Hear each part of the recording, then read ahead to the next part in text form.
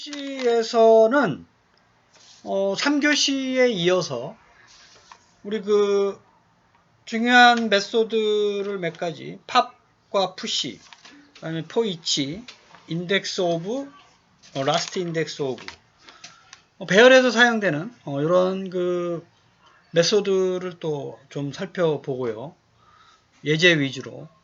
그 다음에 그 2차원 배열을 이제 좀 설명을 좀 드리고, 그 다음에 자바스크립트에서는 그 어소시에이티브 어레이, 그래서 연관 배열을 이제 사용하는, 게 이제 좀 있어요. 그래서, 여러분들이 이제 C나 자바에서는 없는 그 기법들을 앞에서도 자바스크립트에도 몇 가지 설명을 드렸죠. 배열 안에 이제 다양한 데이터 타입. 그 다음에 이제 두 번째로 이제 우리 연관 배열을 효율적으로 쓰게 되면 상당히 코드를 좀 이제 효율적으로 작성할 수가 있습니다. 그래서 그 방법을 말씀을 드리도록 그렇게 하겠습니다. 먼저 그 우리 그 팝과 푸시 메소드인데요. 그 자료 구조를 여러분들이 혹시 배워야 되는데, 그 자료 구조에서 대표적인 형태가 여러 가지가 있지만, 이제 대표적으로 스택하고 큐, 그다음 뭐 링크드 리스트, 뭐 다양한 방법들이 있는데, 큐라고 얘기하는 건 여러분들 은행 가서 뭐 대기표 받아서 순서대로 이제 온 순서대로 처리하는 게 이제 피포 큐죠, 큐. 근데 여기서는 이제 그 스택이라고 해서 스택이 뭔가 이제 이렇게 저장하는 공간이에요. 그래서 보면 배열이 대표적으로 이제 스택으로 이제 저장이 되는데, 그 아까 그 3교시 때의 컨캣의 기능적인 것과 좀 유사하긴 하지만 약간 좀 달라요. 그래서 그 유념해서 좀 비교해서 학습을 하셔야 되는데, 요 푸시라든지 팝은 먼저 푸시는 데이터를 넣는 경우죠. 배열에다가 배열의 끝에다가 값을 넣고 반환하는 값은 배열의 길이에요. 그걸 좀 이제 조심하셔야 돼요. 푸시는 반환하는 값이 데이터가 아니라 배열의 길이에요. 그 다음에 팝은 데이터예요. 팝 메소드는 맨 위에 있는 거 넣었던 거 이제 끄집어내는 이제 메소드인데 배열에서 그때는 배열의 길이가 아니라 배열의 값이다. 그렇게 이해를 하시면 되는데 좀 어렵죠. 이따 예제를 보시면 여러분들이 좀 이해하시는 데 도움이 될 건데, 그래서 이제 푸시 메소드는 반환되는 값이 배열의 길이다. 그렇게 알아두시면 되고, 팝은 그 배열의 길이가 아니라 실제 끄집어낸 데이터다. 이렇게 이제 여러분들이 이해를 하시기를 바라겠습니다. 그 팝과 푸시 메소드의 대표적인 예제를 말씀을 좀 드릴게요. K데이터 안에 그 서울, 부산, 구포, 대구, 대전 이렇게 저장을 하는 방법이 저희들 배열에서 리터럴 방법이라고 말씀을 드렸었죠. 리터럴 순서대로. 이제 p1이라는 변수에다가 kdata.push라는 메소드를 이제 썼고 두 가지 인수를 넘겼죠. 청주와 세종. 자, 이걸 보면 청주와 세종 값을 kdata라는 배열에다가 두 개를 순서대로 넣어요. 그러면 kdata의 배열은 청주, 세종이 되고 p1의 값은 뭐냐 하면 아까 말씀드렸지만 데이터 값이 아니라 배열의 크기예요. 그래서 원래 아까 앞에 5가지 서울, 부산, 구포, 대구, 대전 5가지잖아요.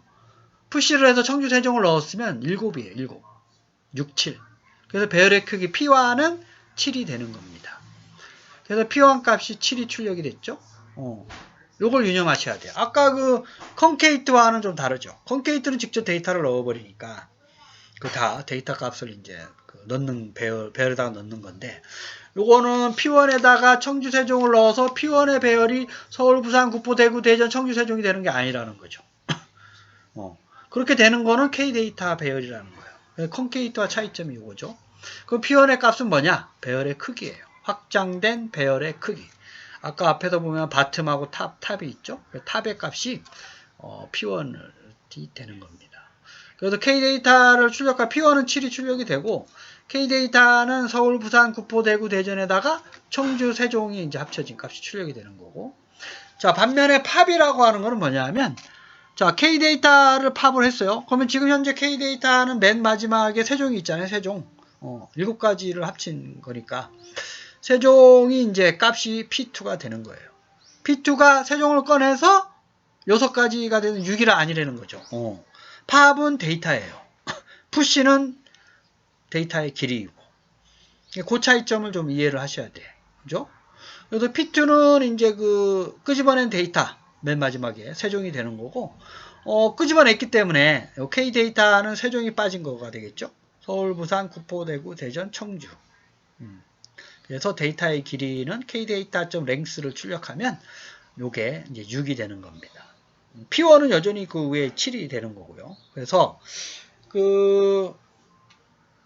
푸시는 데이터를 넣는 거고 K데이터 배열에다가 넣는 거고 그거에 대해서 푸시에 대한 어떤 리턴 값은 할당 값은 데이터의 길이라는 거, 배열의 크기라는 거. 반면에 팝은 맨 끝에 있는 거를 끄집어내는 거예요. 앞에 있는 게 아니라 맨 뒤에 저장돼 있는 거. 그래서 아까 그 스택이라는 구조를 생각을 하시면 돼요. 스택에서 맨 위에 있는 거 끄집어내는 거지 맨 앞에 있는 거 끄집어내는 게 아니에요. 큐에서는 맨 먼저 들어온 것부터 끄집어내잖아요. 그렇죠? 은행에 가면 순서대로. 나중에 온 사람 먼저 처리했다가 큰일 나죠. 그래서 그런 개념의 큐가 아니라 스택의 개념에서의 팝. 이거 좀 어렵긴 하지만 여러분들 다시 한번 좀 이해를 해주시고 푸시는 리턴되는 값이 길이다. 팝은 맨 마지막에 저장된 데이터 값이다. 엘리먼트다. 그거를 유념해서 이해를 해주시기를 당부드리겠습니다. 그 다음에 두 번째는 포이치 메소드인데요. 이것도 이제 배열과 반복문을 쓸 때 좀 많이 써요.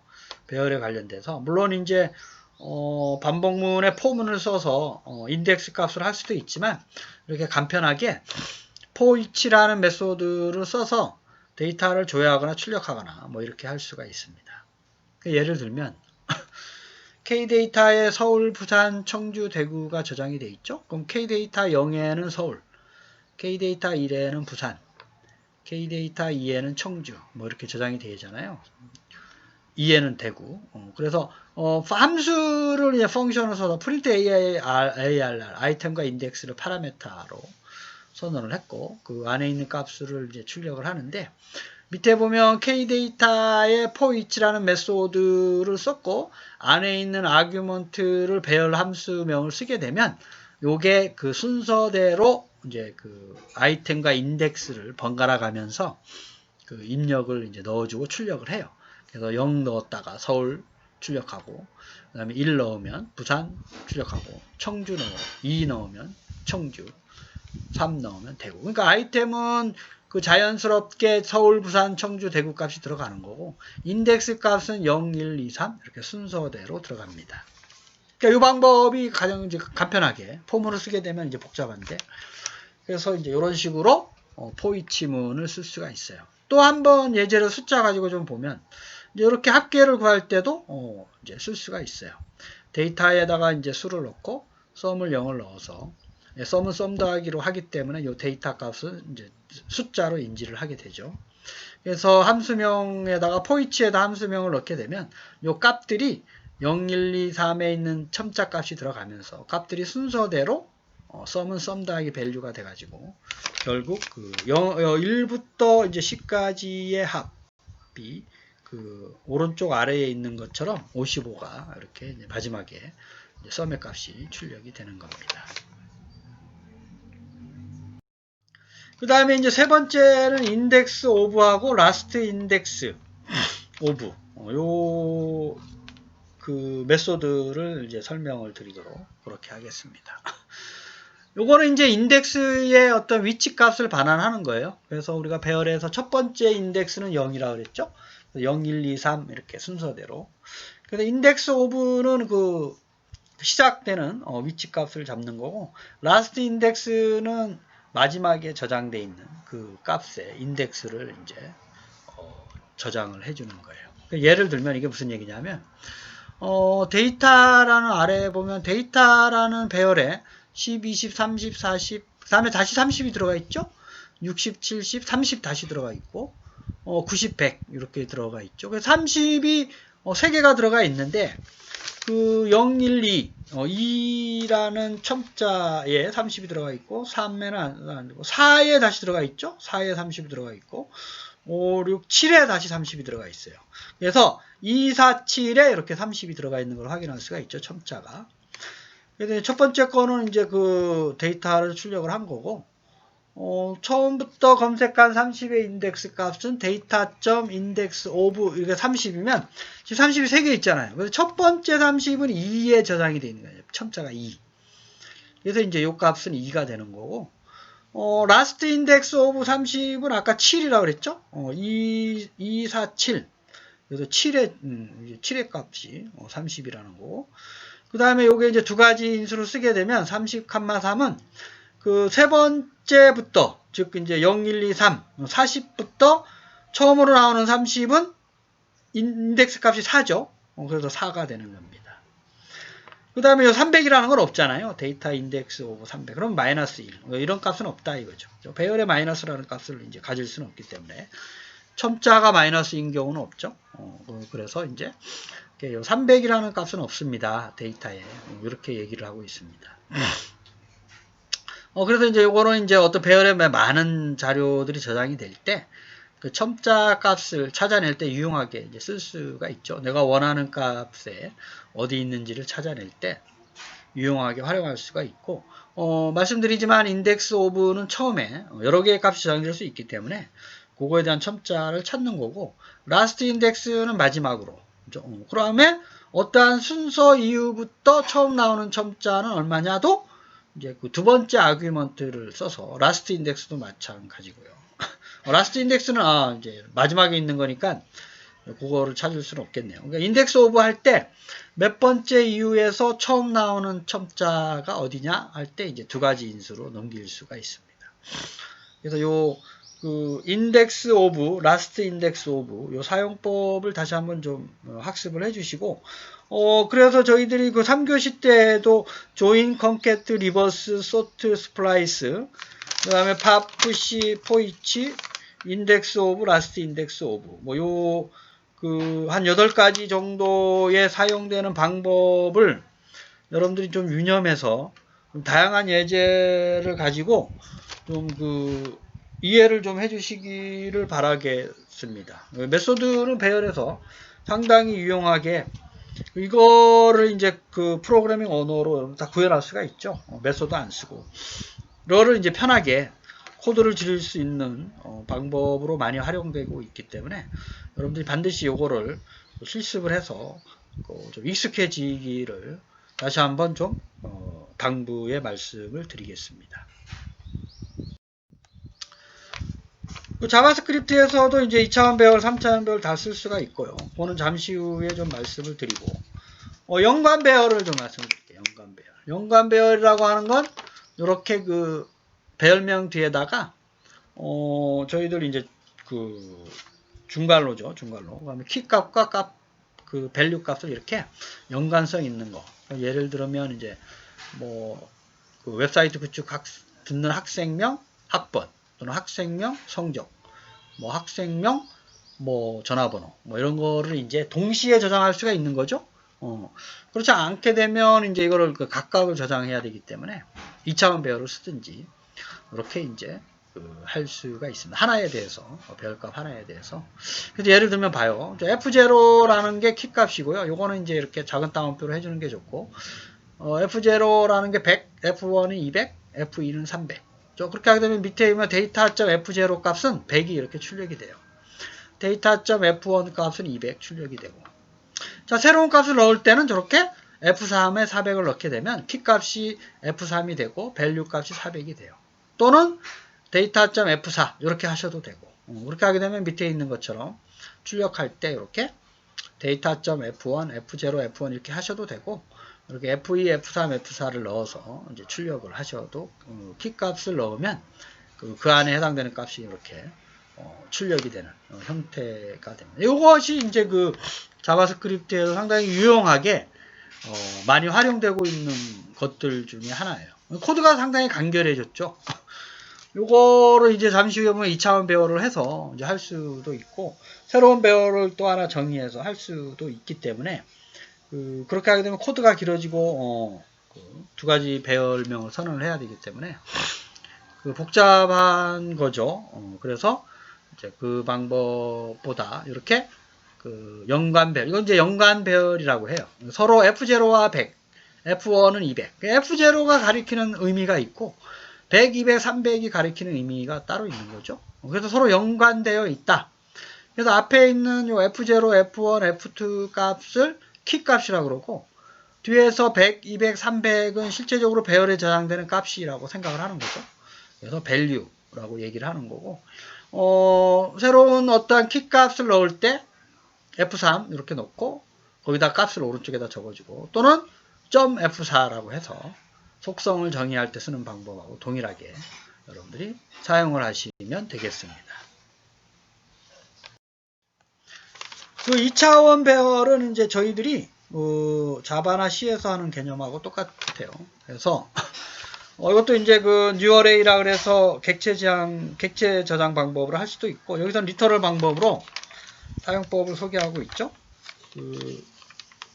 var 그다음에 이제 배열명. 그래서 대괄호로 이렇게 두 개 이제 쓰게 되면 첫 번째 있는 게 첫 번째 행에 해당되는 거고, 두 번째 게 두 번째 행. 그 다음에 각각의 순서는 열에 해당되는 거다. 항상 첨자는 0부터 시작을 한다는 거. 그래서 위에서 보면 위에 거는 이제 행이 4개고 열이 3개인 경우죠. 그러니까 요 행의 개수, 행의 값은 4지만 첨자는 3까지만 써요. 행의 값이. 열도 3개지만 열의 첨자 값은 0, 1, 2까지만 씁니다. 그래서 4, 3, 12 12개의 배열의 값을 넣는 이런 구조를 여러분들이 볼 수가 있고, 자, 밑에서 보면 이제 요 00에 10, 01에 20, 02에 30, 03에 40, 04에 지금 0이 저장돼 있잖아요. 이제 두 번째 그 문장을 보면 04에 50을 저장해라 했기 때문에 이게 이제 0이 50으로 저장이 되는 거고, 그 다음에 60, 70, 80, 90, 0은 어떻게 되냐면 배열의 10에 60, 11에 70, 12에 80, 13에 90, 14에 0이 저장이 되는 거죠. 근데 밑에 보면 14가 100으로 바꿔서 저장했잖아요. 그래서 이게 이제 100이 되는 겁니다. 그래서 요 00의 값을 출력해라. 그러면 이제 10이 되는 거죠. 그 다음에 14의 값을 출력해라. 그러면 아까 100을 저장해 놨으니까 이게 100이 되는 거고. 그 다음에 요 데이터 D의 데이터.랭스 length 하게 되면 행의 길이를 얘기하는 거예요. 행의 길이. 열의 길이는 각각의 그 첨자 두 번째 건데요. 그러니까 D2의 데이터의 length 이래가지고 행의 길이는 2개잖아요. 2개. 첨자는 0, 1까지 가는 거고. 그래서 배열의 열의 길이는 각각의 행의 length를 쓰면 돼요. 데이터 0의 length 또는 뭐 데이터 1의 length, 이게 이제 배열의 열의 길이가 되고, 이렇다라는 얘기는 각각의 행에 대해서 열의 길이를 서로 다르게 저장할 수 있다라는 얘기죠. 그래서 똑같을 필요가 없어요. 없으면 자기가 0으로 저장을 해요. 이 예제에서는 열의 길이가 뭐 첫 번째 행도 5개, 두 번째 행도 5개이기 때문에 뭐 요거를 이제 하나 줄여도 상관이 없어요. 어떤 행에 대해서. 그러면 그거에 데이터 1의 length 값은 다른 거죠. 만약 4개다 그러면 첫 번째 건 이제 5가 되는 거고, 두 번째 건 4가 돼요. 그렇게 배열의 행의 첨자와 length라는 뒤에 있는 속성 값을 이용하게 되면 행번호와 열번호를 다양하게 이제 여러분들이 활용해서 쓸 수가 있습니다. 책에서는 2차원 배열에 대해서 다양한 예제들이 있는데 이 예제를 좀 이제 들여다볼게요. 현재 데이터는 아무것도 저장이 되어 있지 않는데 0부터 9까지 10개의 행에 대해서 스트링이라는 함수를 이제 불러가지고 i 값 0, 그 다음에 마이너스 0, 각각의 행에 대해서 0, 1, 2, 행값은 0부터 9까지 오른쪽에 있는 것처럼 저장이 되는 거예요. 첫 번째 0, 그 다음에 열은 0, 1, 2, 그 다음에 1, 0, 1, 2, 2, 0, 1, 2 이렇게 9까지. 왜냐하면 i는 10보다 작아야 되기 때문에 10이 되는 순간 나와버리죠. 9까지만 수행이 됩니다. 그 다음에 프린트 데이터라고 해서 0부터 data.length라고 하는 건 이제 그 10개니까 10이 되겠죠. 각각에 대해서 length 0, 여기서는 이제 3이 되겠죠. 그에 대해서 출력하는 과정을 이제 보여주고 있습니다. 그래서 밑에 보면 print data라는 함수를 수행을 해서 그 동작하고 있는 이러한 것들을 여러분들이 확인할 수가 있습니다. 4교시 때 저기들은 이제 나머지 메소드하고 배열에 대해서 말씀을 드렸었죠. 팝과 푸시, 포이치, 인덱스 오브, 라스트 인덱스 오브, 연관 배열과 2차원 배열 사용법 숙지하여 주시고 3교시 때 배웠었던 조인, 컨캐트, 리버스, 소트, 스플라이스 중요합니다.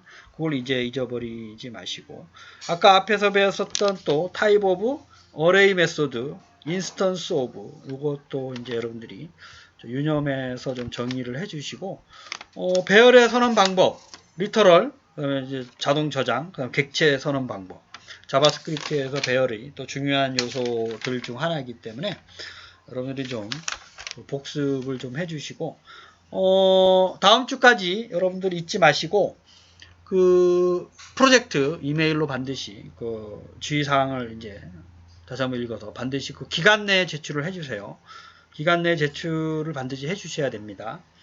안 하면 감점이 있어요. 그럼 여러분들 이해를 좀 해주시고 그 다음에 이제 기말고사는 말씀을 드렸지만 6월 30날 비대면으로 볼 거고 23일 수업에 온라인 강의의 4교시 때 구체적인 어떤 줌의 아이디와 비밀번호 요거를 저희들이 이제 말씀을 드릴 테고 다음 주에 2가지 주제가 남아 있죠. 그래서 그 예습을 좀 할 수 있으면 좋아요. 이제 좀 이게 앞에서 배웠었던 얘기들을 복습을 좀 하셔야 이해할 수 있는 거기 때문에 이제 다양한 오브젝트, 우리 배열 오브젝트는 이제 어느 정도 좀 배웠고요.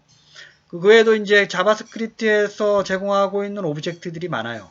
그거가 이제 앞에 있는 문법이라든지 요 함수 사용법, 배열 사용법, 다양한 메소드들의 사용법을 모르면 더 어려워지기 때문에 여러분들 복습을 중간고사를 미리 좀 준비한다 라는 차원에서 좀 이해를 해주시고 더욱이 이제 실제적으로 지금 많이 쓰고 있는 게 그 jQuery node.js라는 사이트에서 여러분들이 다운로드를 해서 추가적인 오브젝트 사용법, 라이브러리, 다양한 기능들을 자바스크립트에서 축약해서 쓸 수 있는 방법을 이제 더 이제 제공하게 해주고 있어요. 이제 축약을 하는 이유는 여러분들이 모바일에서 여러분들 이제 학기 초에 말씀드렸지만 코드가 가벼워야 돼요. 그렇죠? 가벼워야지 이제 모바일에서 빨리 구동이 되고 하기 때문에 여러분들 그 jQuery가 실무에서 많이 써요. 그래서 저희들은 이제 기본적인 것만 좀 이해를 하고 여러분들이 방학 때 좀 더 그 jQuery라는 교재 책이 또 따로 있습니다. 상당히 이제 그 다양한 그것들을 이제 활용할 수가 있기 때문에 요 HTML5, CSS3를 이제 이해를 했고 그 다음부터는 자바스크립트를 응용한 HTML과 CSS를 이제 자유자재로 활용하는 방법들을 공부하셔야 돼요. 그렇죠? 그 다음에 이제 DB의 웹 프로그래밍을 이제 구축하는 거, 이제 이런 순서대로 웹에 관련된 업무는 진행이 되는데, 요 기본적인 거를 모르면 이제 계속 어려워지기 때문에 여러분들 계속해서 복습과 예습을 좀 해주시기를 바라겠고, 다시 한번 여러분들 프로젝트 잊지 마시고 기말고사 미리 좀 준비하시고 궁금한 거는 언제든지 좀 물어보시고 그렇게 하기를 바라겠습니다. 여러분 한 주간도 건강하세요. 14주차 수업을 마치겠습니다. 감사합니다.